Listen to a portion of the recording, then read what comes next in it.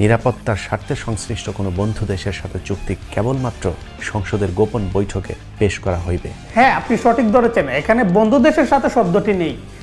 ইলিয়াস হোসেন খুব মসৃণভাবে চালাকি করে এই শব্দটি সংবিধানে ঢুকিয়ে দিয়েছেন, কারণ তিনি প্রমাণ করতে চান যে এই অনুচ্ছেদটি একটি নির্দিষ্ট দেশকে সুবিধা দেওয়ার জন্যই সংবিধানে যুক্ত করা হয়েছে।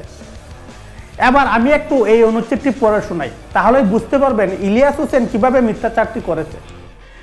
বিদেশের সহিত সম্পাদিত সকল চুক্তি রাষ্ট্রপতির নিকট পেশ করা হইবে এবং রাষ্ট্রপতি তাহা সংসদে পেশ করিবার ব্যবস্থা করিবেন।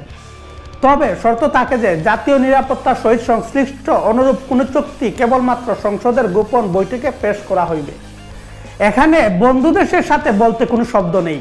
এই অনুচ্ছেদটি মূলত বোঝাতে চেয়েছে দেশের নিরাপত্তার স্বার্থে যুদ্ধের জন্য সামরিক বাহিনীর কোনো সরঞ্জামাদি ক্রয় অথবা যুদ্ধ পরিস্থিতিতে অন্য কোনো দেশের সাথে এমন কোনো চুক্তি করা যেটাতে দেশের লাভ হবে, কিন্তু এইসব বিষয় পাবলিকলি জানাজানি হলে শত্রুপক্ষ আগে থেকেই সব কিছু জেনে যাবে। তাই সংসদের গোপন বৈঠকে এই ধরনের চুক্তি করতে বলা হয়েছে।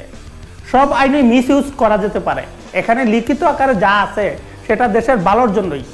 কেউ যদি মিস ইউজ করে তা ভিন্ন বিষয়। পৃথিবীর কোনো দেশের সংবিধানে বিদেশের সাথে চুক্তির ক্ষেত্রে কোনো গোপনীয়তার বিধান নেই। ইলিয়াস হোসেন শেষে আবার বলেছেন পৃথিবীর কোনো দেশে এই বিধান নেই, অথচ পৃথিবীর সব দেশই নিরাপত্তার স্বার্থে এইসব সামরিক চুক্তি করে থাকে।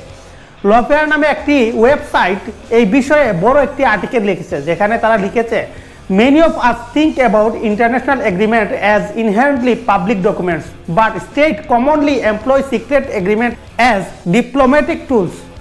তারা নির্দিষ্ট দেশের নাম সহ উল্লেখ করে লিখেছে, The United States has concluded secret agreements with Pakistan and Tunisia related to drone flight and with Libya on defense contact and cooperation to name just few.